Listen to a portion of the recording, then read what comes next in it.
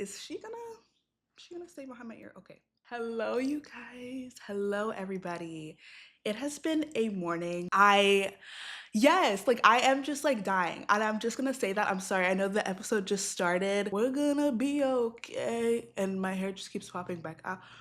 Hey y'all, I am your host, Sophie Wade, and this is Andsoph, season 2, episode 6. Where did the time go? I'm so excited to get into this episode today, y'all, because I was trying to think of something else that I was like, me and my friends stay yapping about this. We stay talking about this. We're about to get deep again today. We're about to get deep again today. So I hope y'all will join me again on this journey. But today on my podcast for ordinary people with extraordinary impact, we're going to be talking about being present in grief. Which, y'all, this is so hard to do. That's why I wanted to talk about it. I also had a whole episode dedicated to grief that I did last season. Let's get into it because I know that so many people I've talked to have just been grieving, I feel, and it's felt like just such a heavy time, but it's all different types of grief. And I feel that one thing that everybody has in common is finding that it's hard to be present while still grieving, present with the people around them, present with the things that they want to do. And it's like, how do we navigate such heavy feelings? But once again, I hope that this episode just helps you feel less alone in that journey because it is so real and you are definitely not alone in it. Today, we're just gonna be talking about the idea of giving yourself permission to feel, which I am a huge advocate for. It's giving Barbie. We're also gonna be talking about being able to recognize the small moments that keep us going during our grief. And lastly, the courage to stay open to life and whatever the future brings. I took this quiz a long time ago, probably when I was like, I don't know, 6th grade or something. We used to love talking about love languages. A love language is like one of the ways that you prefer to receive love or give love. And this doesn't just apply to romantic relationships, it could apply to friendships, it could apply to family, just in general. So I just wanted to take this test so I could just refresh my brain on what my love language is and how I prefer to be comforted during these trifling times. And maybe you guys can take it with me. Look up the love language test right now. And let's take this test together. The different options of the love languages are acts of service, giving/receiving gifts, quality time, words of affirmation, and physical touch. The last time I took it, mine was physical touch. By physical touch, I mean hugs. That's literally it. Anything else, I'm just kind of like, ah, get away from me. We'll see if things have changed, you know? Choose the statement that most closely applies to you. Yeah, I prefer to hang out with my friends as opposed to a group setting that includes people I don't know very well. I guess nowadays, I don't know what happened. I think during college, I was definitely more like I need to be at places where I don't know everybody so that I can make more friends. But now I'm just like, I don't know what's going on. So we're just gonna choose that. Next. Your coworker who's usually super upbeat seems down today. How do you cheer them up? I would probably stop by their desk and compliment them. Surprise, your friends threw you the ultimate birthday party. Which element makes you the happiest? We're gonna go with the hug from the long distance friend who flew in. That sounds so sweet. It's Valentine's Day and your partner has an unlimited budget. Choose your romantic gift. I want the vacation. Hello? You've got a day off, but no one to spend it with. Make some plans by yourself. Probably taking myself to a museum or park seems realistic. Dang, how many questions? You're on a cruise with your extended family. Choose someone to hang with. We're gonna go with your mom who's shopping for souvenirs, because I probably would. And finally, thank God, y'all. If you were on a reality show like The Real Housewives, what would your tagline be? You know what? I actually told someone in real life that I'm like an onion. And I said that fully, like serious. I have layers to me, okay? What? Okay, it's been updated. My final results say my love language is quality time. That makes so much sense. I think I really do value quality time so much more now, especially like getting one-on-one time with people. Like, I feel like there's always so many like events going on, and like sometimes you really don't be getting that time with people. Like, all you say is hi because there's just so much going on, and I really do try to spread it out. I'm like, who have I not talked to in like 3 years? Let me go hit them up. Hope you enjoyed and let me know below if you took the test what your love language is. That desire for quality time, I feel like, especially during rough, tough times where I'm grieving, anything, I feel like has been so important and special to me. So let's get into it, y'all. Being present in our grief, no matter what types of grief we're going through. First, we're going to be talking about giving yourself permission to feel. I've always been super sensitive and super emotional and an empath and all those things mixed in one. And so my family was used to that, and they never told me to stop crying, which I'm so grateful for. That's probably why you see me crying so much. Maybe sometimes they were like, girl, like it was not that serious. But then other times they were just like, oh, Sophie, you're sad again, aren't you? And I was just like, yes. I'm really grateful that that helped me to feel more of my emotions. And honestly, I had to still do some work as I was growing older because I was discovering even more about my emotions, like what was considered normal, like just being sad or just being angry or just being disappointed versus like when it was like way more serious and way more like out of control. And it was like, girl, you need help. You need like a little bit of help, a little bit of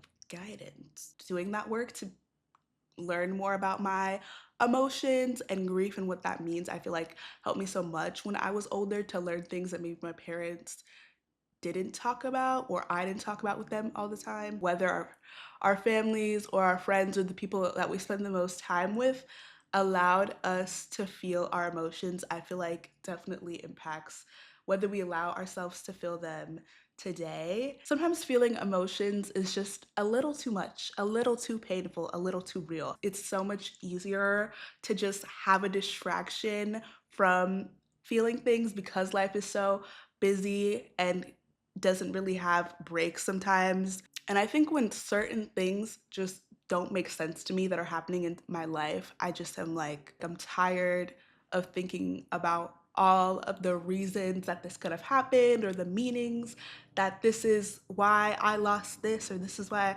this heartbreak happened.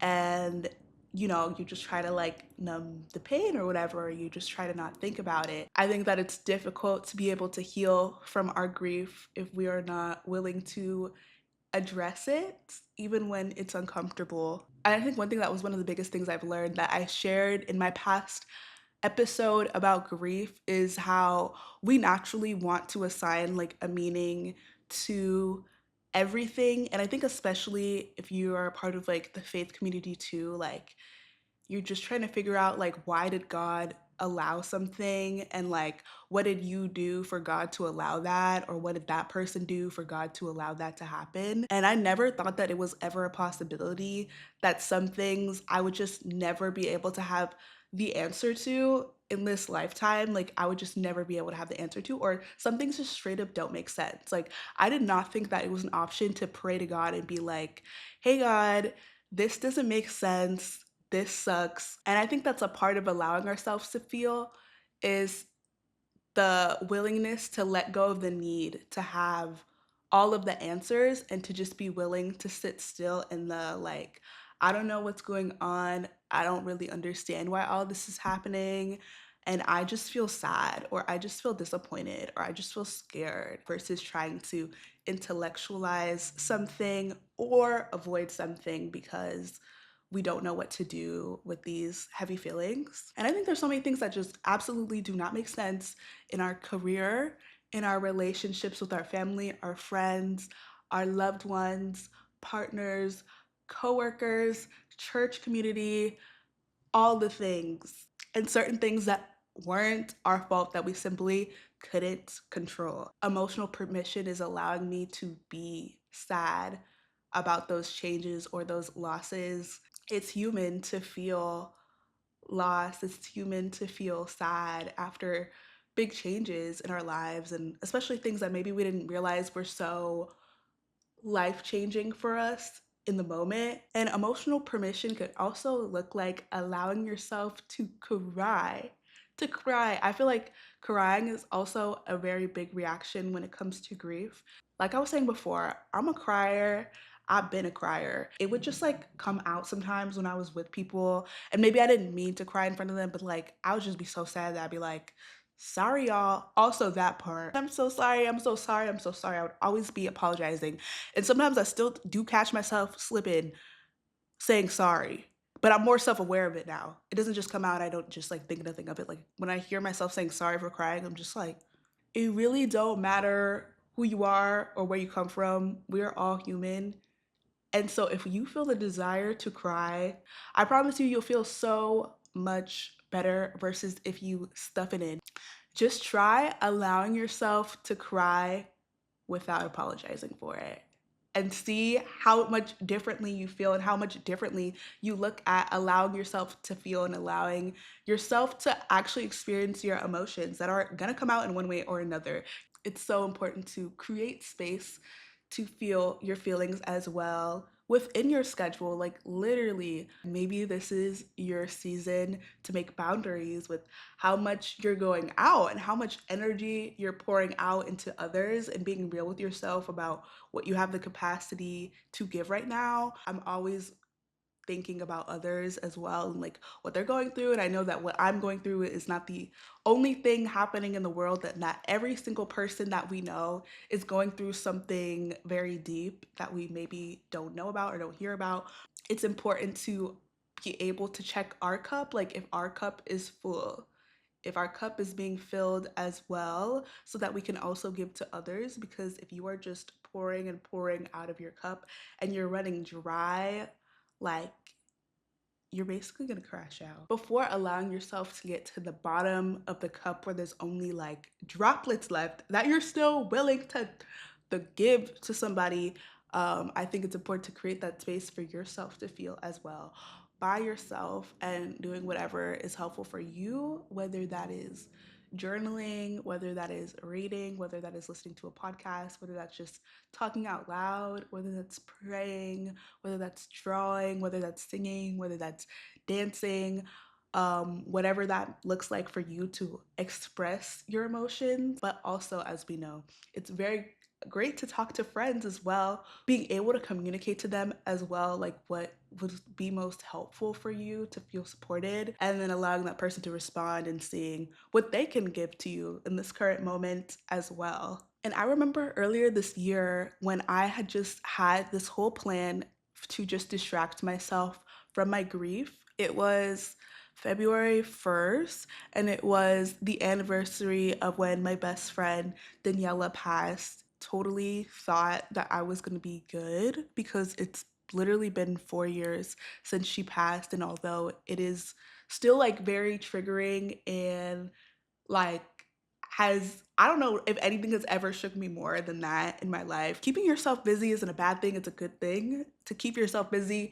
But if it's so busy to the point where you just like are really pretending that you not feeling nothing, like you didn't just go through nothing, like it's gonna catch up to you just a little bit. I was like, yeah, the day will be filled. Like, there will not be a moment of silence in this day. After I had visited her memorial site, I left there and I was just like, let me get an iced coffee. Daniela used to love iced coffees, y'all. And I used to not be really like a coffee person. Like, I used to go to Starbucks when I was younger, like in middle school, and get the like vanilla bean frappuccinos and pink drinks. And I was like, that's the most like I'm gonna get here. Like, coffee is so disgusting. And now it's like I can't live without coffee. I was like, let me get an iced coffee because I feel like that's what we would have been getting if she was still here today. And so I went to go get an iced coffee at this coffee shop that my cousin manages. Shout out Cafe Rousseau. I be there all the time, like a little too much, but like Megan, I'm gonna just say Megan. I don't know why I'm saying my cousin, Megan, who was on the podcast as well. I didn't tell anybody in my family that it was Daniela's anniversary. Like, that's how much I was literally like,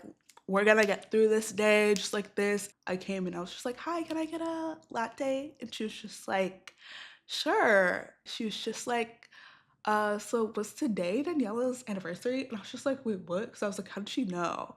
But she found out and she was like, oh, I'm sorry. And I was like, it's okay. And even then, girl, I felt like the tears in my eyes, but I was just like, I'm just here for my latte. I'm just here for my latte, and then I'm gonna continue my day. She was just like, was today like hard for you? And I was like, yeah.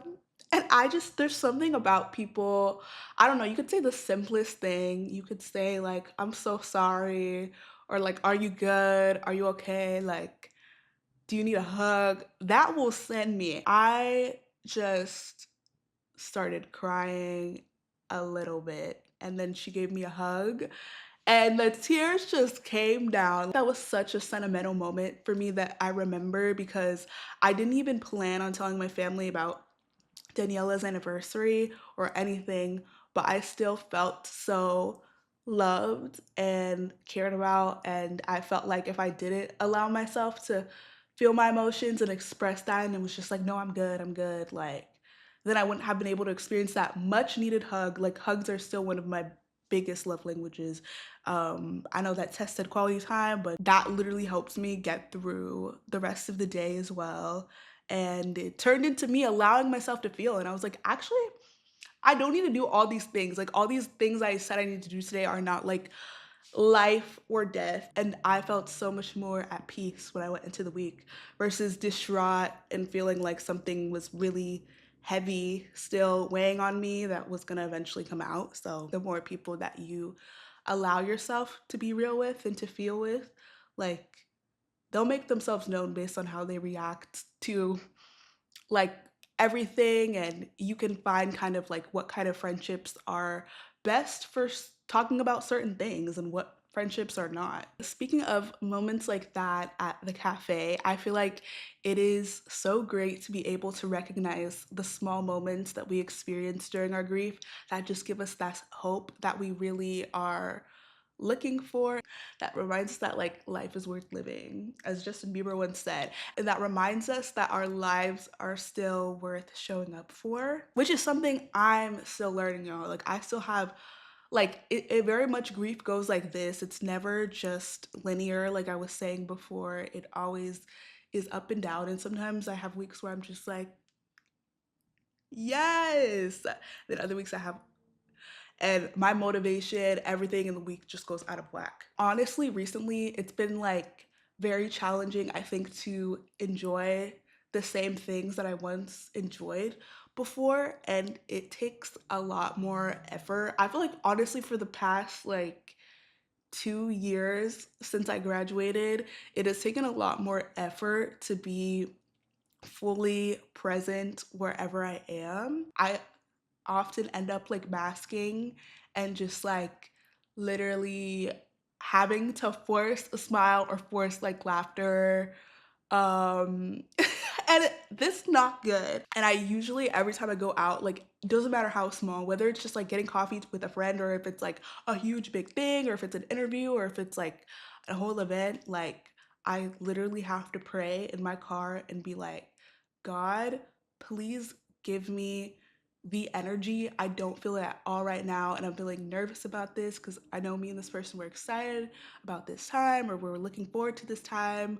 Please give me the energy, God. I pray that this is worth both of our time, just like getting out of bed and like getting dressed for and driving for. And like, I hope that it can be fruitful. I hope that it can have purpose. I hope that the conversations are rich and full of just encouragement for each other. And I hope that it can be whatever it's meant to. Like, I literally will pray, like, if it's meant to be just a lighthearted, surface level time together, I pray that that's exactly what it is, and that it could be needed for the both of us, for whatever they're coming in with this, going through.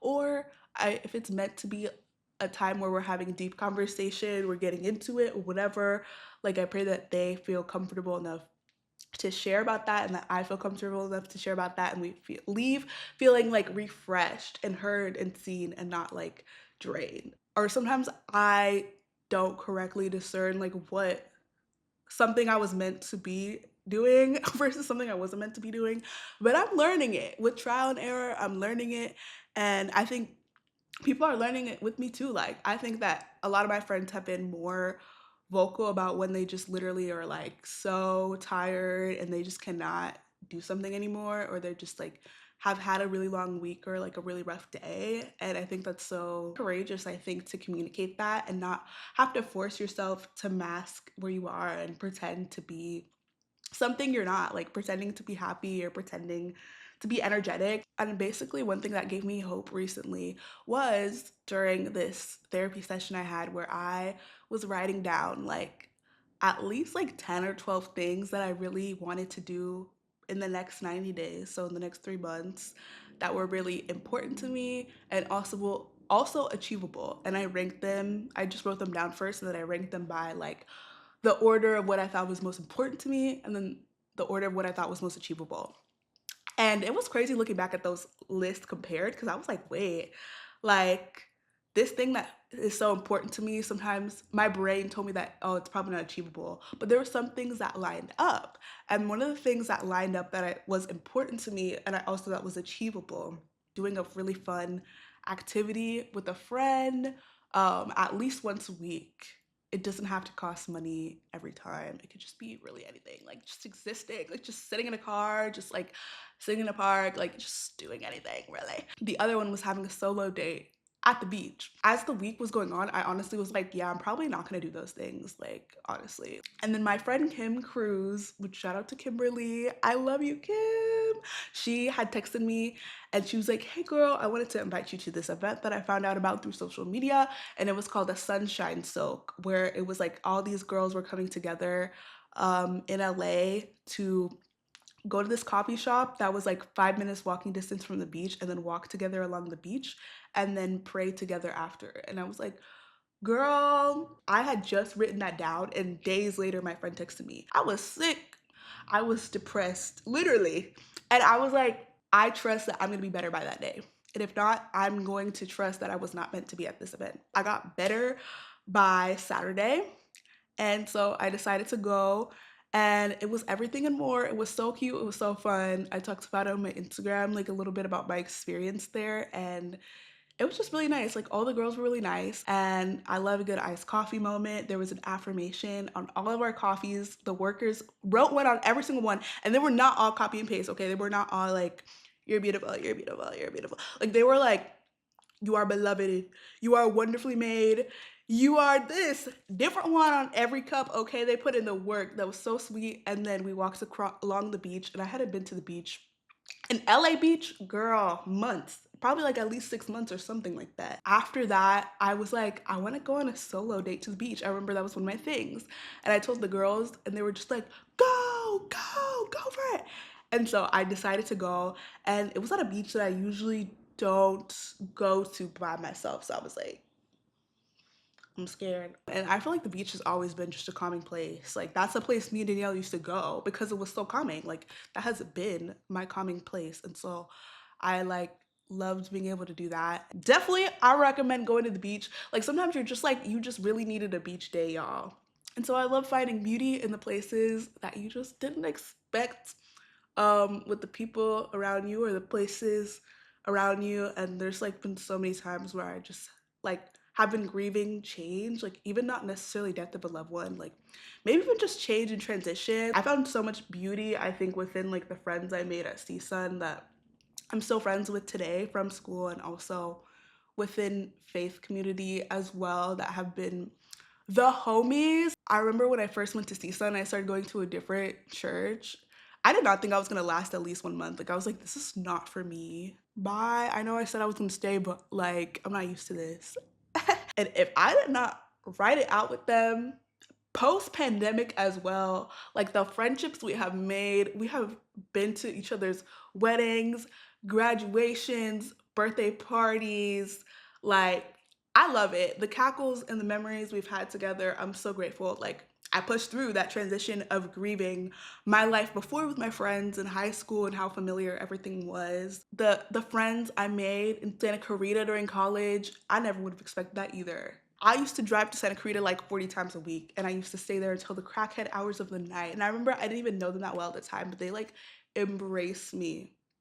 Like I had known them forever and it was so fun. Lastly, I would say one of the biggest lessons I've learned in staying present in grief is finding the courage and the strength to still be open to life. Everything you hear in this episode is something I still need to remind myself and practice every single day. I am not perfect at any of these things and I'm still growing, and I just wanted to share from a perspective of somebody who has definitely made a lot of progress but can still relate and is still like fighting to live in a healed version of myself instead of going back to past things that I would go to. So when life hurts us deeply, when we grieve, it is very tempting and easy to shut off. And I think I've had so many moments of that where I just like shut off. For me, it looks like literally just disappearing without really disappearing. Like it's just like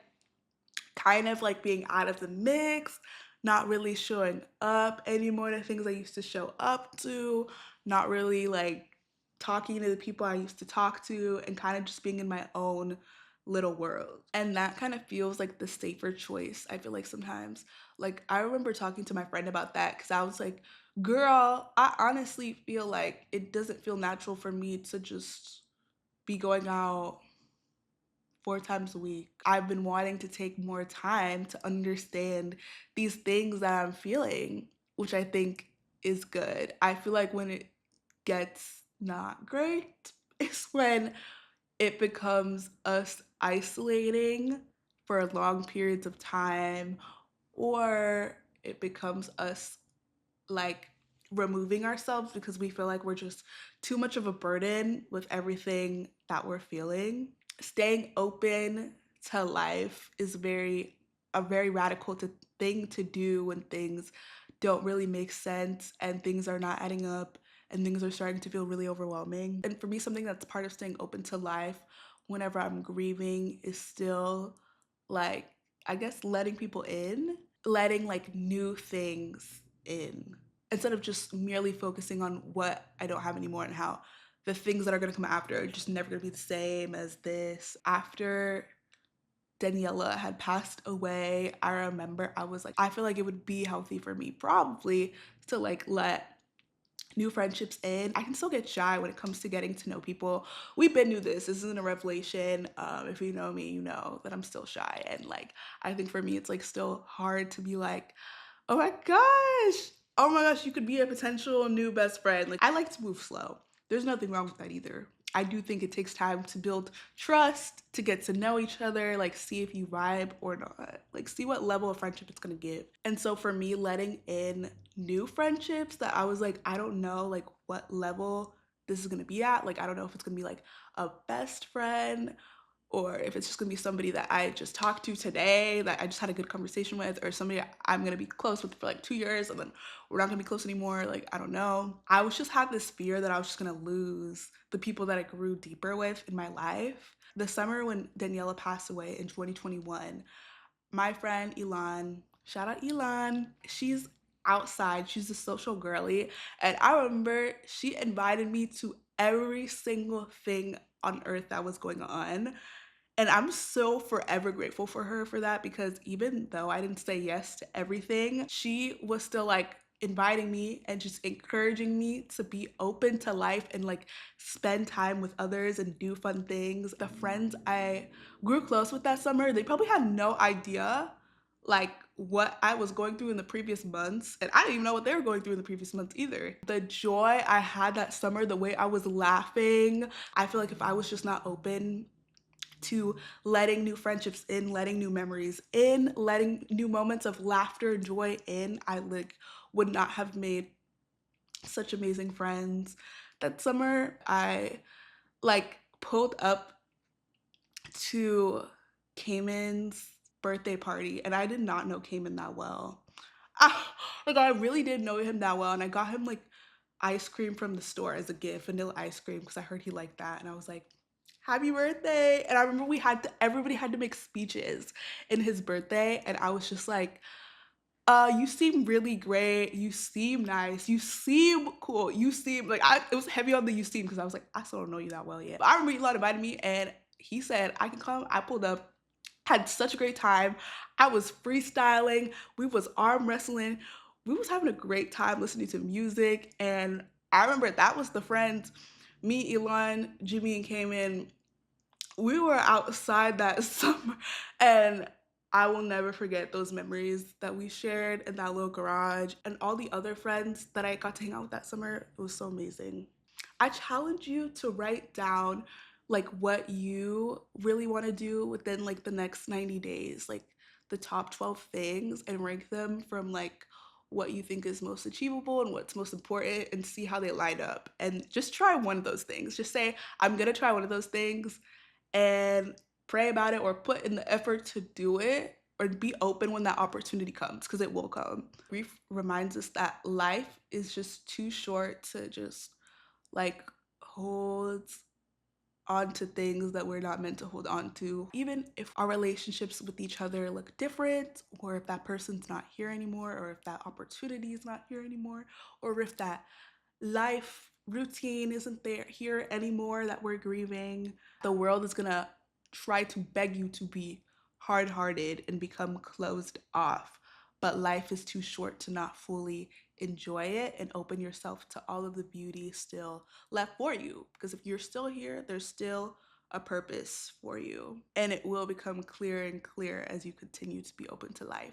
Okay, y'all, we made it to the end of the episode. Thank you so much for tuning in and staying through this entire episode about staying present in our grief. I hope that you learned something new, or that this inspired you to continue to stay present. And I thank you so much for listening. If you would like to continue the conversation, make sure you check the links in my bio. I have some resources as well for you to check out if you want to be able to process your grief with a trusted professional, or you just want to look into more mental health things.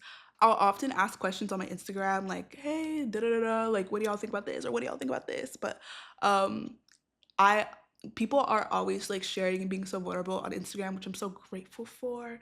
But if there's ever a time where I just don't post about something, you're always welcome to go into the DMs and be like, girl, I really think it would be really great if you could talk about this, or like, girl, this just happened. I am not the answer to all things. I'm not. I'm so sorry. But I can be a support, or just be a listening ear, whatever makes most sense or is most appropriate for the situation. And if you're watching on YouTube, thank you for watching today. Sorry if the visuals weren't giving. Once again, I rushed out of bed, and we're here though. And if you're listening on Spotify or Apple Podcasts, hi, thanks for listening and joining in. Make sure that you are following those pages so that you never miss an episode when it comes out. Andsoph is also on Instagram and TikTok at AndsopHPod, and on TikTok at Andsoph. We got this. Some days are going to be harder than others, but it's not always going to be the same. I think if we do put in that work to be intentionally healing, like, it will be a roller coaster, but at least we'll have highs. Like, at least we'll have highs, and we may have some lows as well, but it's so much better than staying flatline or like stagnant, you know? But sending love to you guys in whatever season you're in or whatever you're going through. And I hope you can share this with somebody if you thought of them while listening to this episode. But I'm sending you guys a big hug, or whatever your love language is. Bye, everybody.